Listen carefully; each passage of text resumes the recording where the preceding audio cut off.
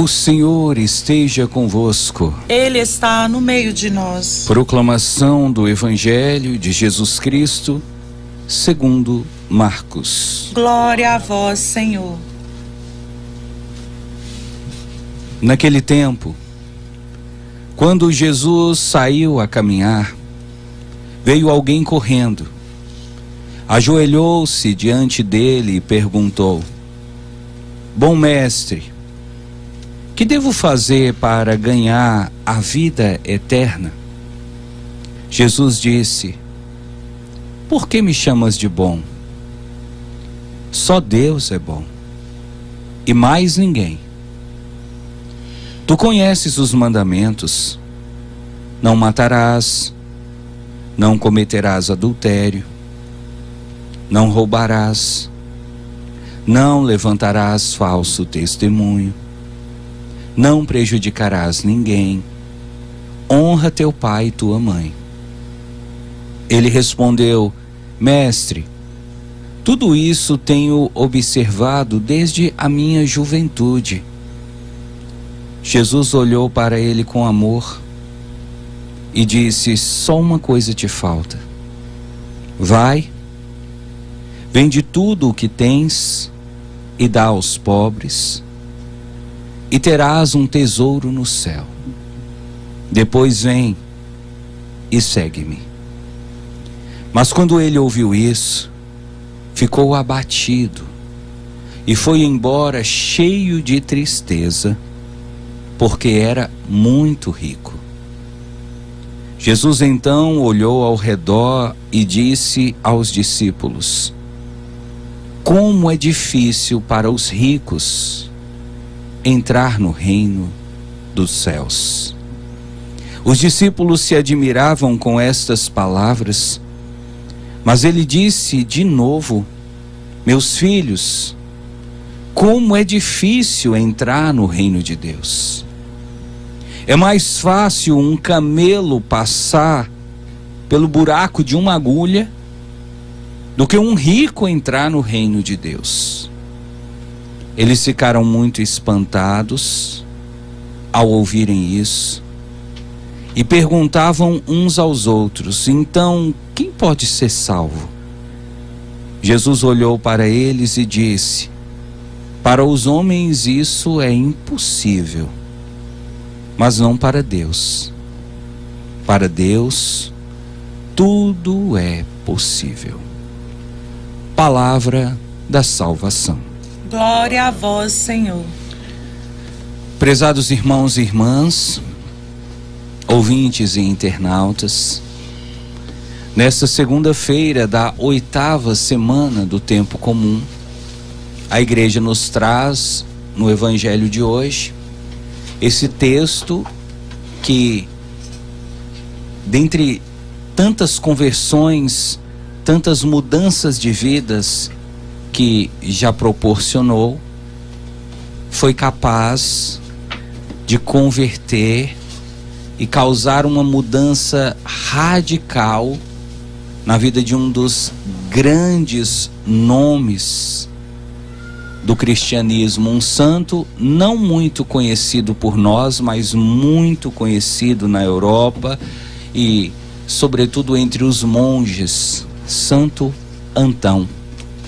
Esse texto fala de um jovem que tinha muito dinheiro, foi procurar Jesus. Jesus pediu que esse jovem vendesse tudo o que tinha e desse aos pobres, e o jovem foi para casa triste porque tinha muito dinheiro. Santo Antão, que viveu no século IV antes de Cristo, ou melhor, depois de Cristo. Santo Antão estava certa vez participando da missa e o padre fez a leitura, a proclamação desse evangelho. E quando Santo Antão ouviu falar que esse jovem tinha muito dinheiro e que Jesus pediu para esse jovem vender tudo e dar o dinheiro aos pobres, Santo Antão sentiu que estava falando com ele, porque Santo Antão tinha perdido seus pais, tinha ficado com uma herança muito grande, E logo depois da missa ele decidiu fazer o que Jesus pediu. Pegou todo o dinheiro, toda a herança que os pais deixaram, vendeu os bens e deu o dinheiro aos pobres. E depois disso foi morar dentro de uma caverna para viver radicalmente a vida de Jesus. Esse texto, como você percebe, nos permite conversar sobre diversos assuntos. Nos permite conversar, por exemplo, sobre a vida louca que os jovens estão vivendo. Esse texto nos permite conversar, por exemplo, sobre o apego que as pessoas ricas têm ao dinheiro. Esse texto nos permite conversar, por exemplo, sobre a maneira como Jesus tratou esse jovem. Porque eu não sei se você percebeu, não sei se ficou claro para você, mas Jesus, desde que o jovem chegou para ele, Jesus tratou o jovem de uma maneira muito fria, muito dura. E esse não era o costume de Jesus. Então, são várias as oportunidades de reflexão, de abordagem que esse texto nos oferece, mas eu gostaria de conversar com você a partir desse texto sobre um assunto muito presente na igreja, não muito falado. É um assunto que muitas vezes passa despercebido por nós, mas que hoje merece a nossa atenção, e nós vamos chamar e resumir toda essa homilia pelo seguinte tema: escrúpulos. Não sei se você já ouviu essa palavra, escrúpulos. E a gente utiliza muito como uma qualidade que nós atribuímos às pessoas quando falamos assim: fulano é escrupuloso, fulana é escrupulosa. Quando a gente utiliza essa expressão escrúpulo, a gente está muitas vezes querendo dizer de uma pessoa muito meticulosa, de uma pessoa muito detalhista, de uma pessoa que gosta tudo no lugar certinho, de uma pessoa que é muito detalhista, é muito sistemática até com as coisas, não pode bagunçar, não pode desorganizar. Então a pessoa escrupulosa na mentalidade popular é uma pessoa muito preocupada com detalhes, muito organizada. Mas dentro da teologia, a palavra escrúpulos tem um outro sentido até negativo. E para falar desse sentido, eu quero me reportar com você a origem dessa palavra escrúpulos. A palavra escrúpulos, ela vem do latim, né? E ela vem de uma palavrinha chamada scrupus. E sabe o que significa, Dona Maria? Pedra no sapato.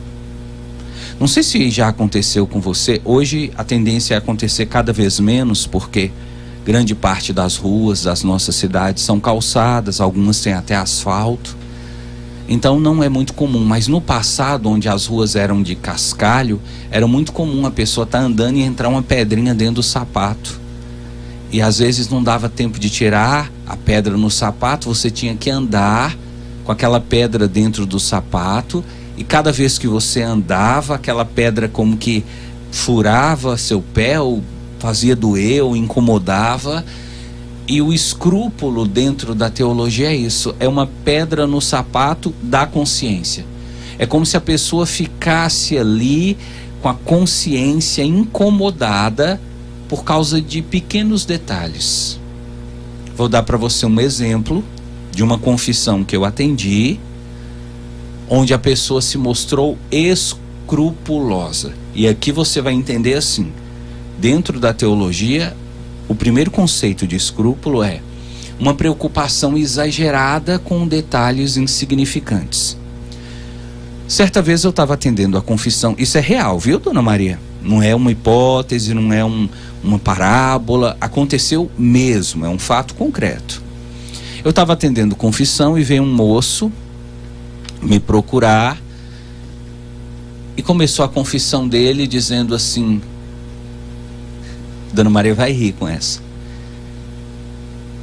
eu quero pedir a Deus perdão, padre, porque eu estava querendo atravessar a rua e tinha um semáforo, né? O semáforo, como nós sabemos, é o farol que tem o vermelho, o amarelo, o verde, e que às vezes fica vermelho, o carro para, amarelo, verde, o carro segue.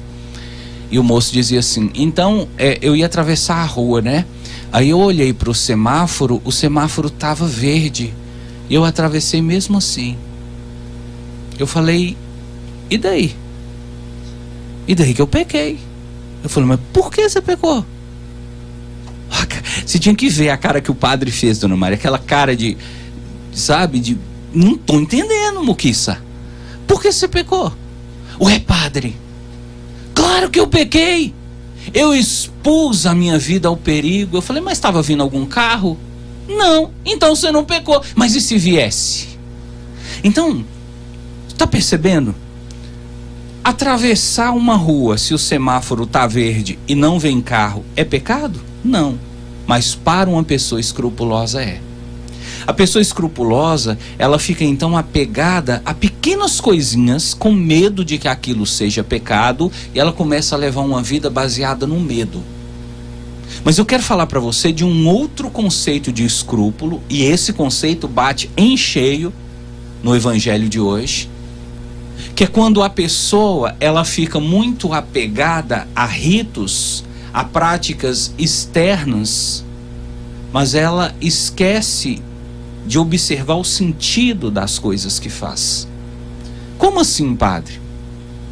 Vou dar mais um exemplo. É aquela pessoa que vai para a missa, chega na missa, participa da missa o tempo inteiro com as mãos postas, assim, parecendo aqueles anjinhos do altar. A pessoa rígida, a pessoa que não gosta de bater palma, acha que bater palma na missa é pecado, acha que bater palma na missa é um desrespeito a Jesus. Então essa pessoa não gosta de bater palma na missa. Essa pessoa não gosta de comungar na mão, ela acha que é pecado receber comunhão na mão, tem que ser na boca. Então veja, é uma pessoa muito sistemática na igreja, mas aí essa pessoa chega em casa, bate na esposa, essa pessoa chega na empresa, rouba o dinheiro da empresa, essa pessoa mente, essa pessoa é falsa, fala mal dos outros. Então você está percebendo? O escrúpulo surge quando alguém se apega muito aos detalhes e esquece do conteúdo. Jesus, falando dos escrúpulos, ele disse assim: vós limpais o prato, o copo por fora, mas por dentro o copo continua sujo. Então você vai imaginar a pessoa escrupulosa como aquela pessoa que vai lavar um copo e ela limpa o copo por fora porque ela quer que todo mundo veja que o copo está limpinho, e ela lustra o copo e ela dá brilho no copo, mas ela não lava o copo por dentro. Então o copo fica limpo por fora e fica sujo por dentro. Dona Maria até tem um ditado para falar sobre esse tipo de gente que faz de uma vida escrupulosa um jeito de viver. Dona Maria diz assim: a pessoa escrupulosa é igual o ditado que diz: da bela viola que é bonita por fora e por dentro é pão bolorento. A pessoa escrupulosa é assim.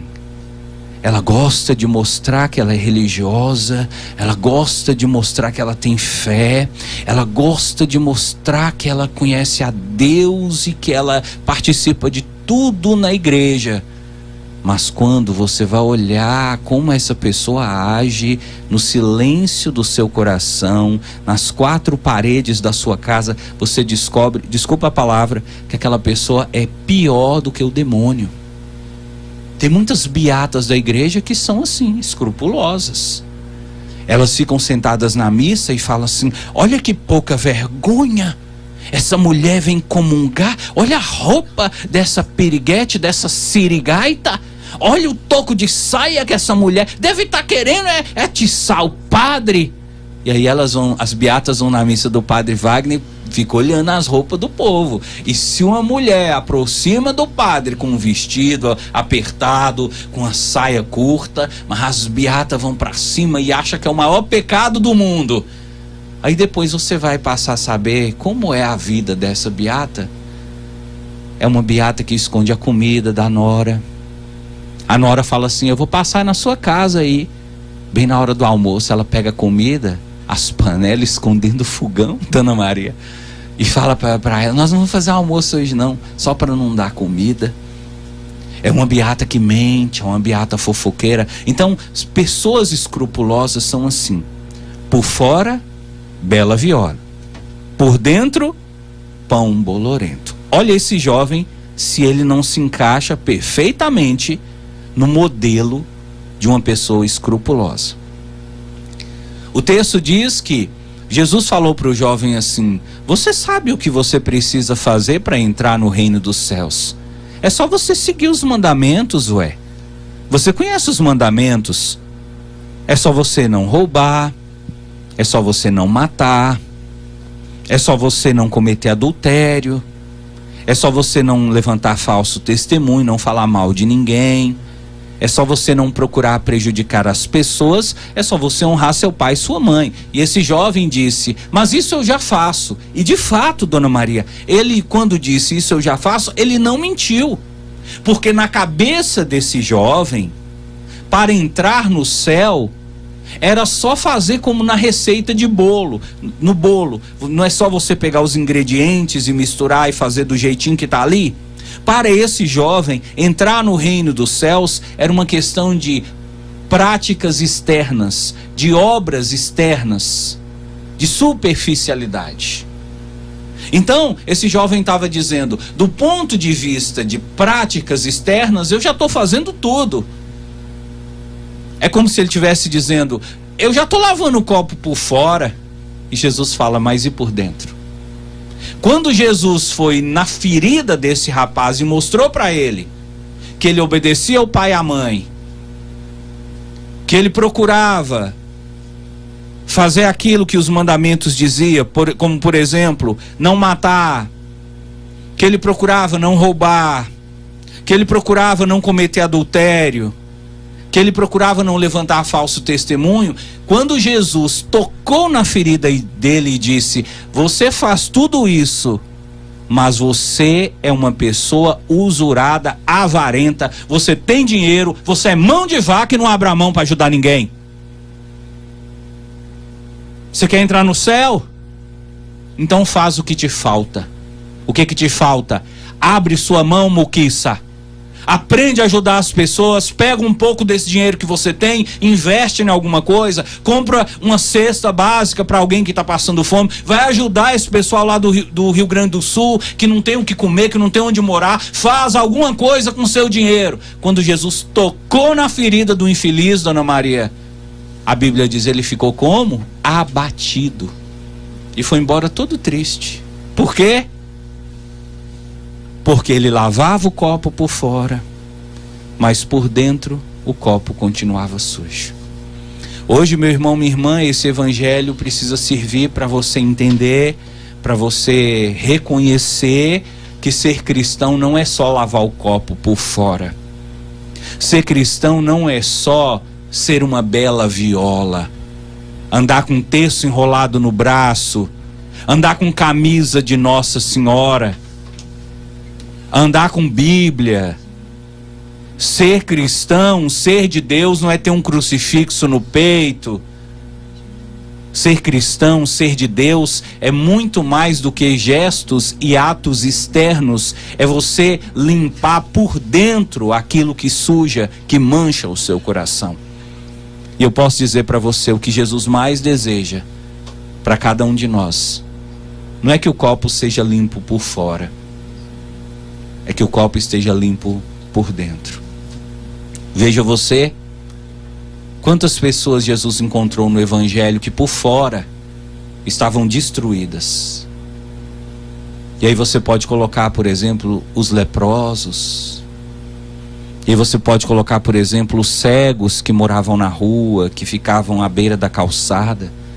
Eram pessoas que não tomavam banho, que não tinham roupa bonita, que não escovavam os dentes, pessoas que fediam. Mas por dentro essas pessoas queriam uma mudança de vida. Que o mesmo aconteça conosco.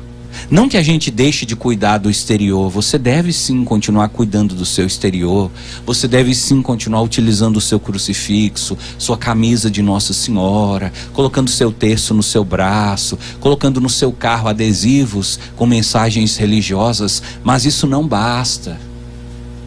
Porque se você para nisso, você vira escrupuloso. Você precisa limpar o copo por fora, mas limpar também por dentro, retirando do seu interior tudo aquilo que te afasta da presença de Deus.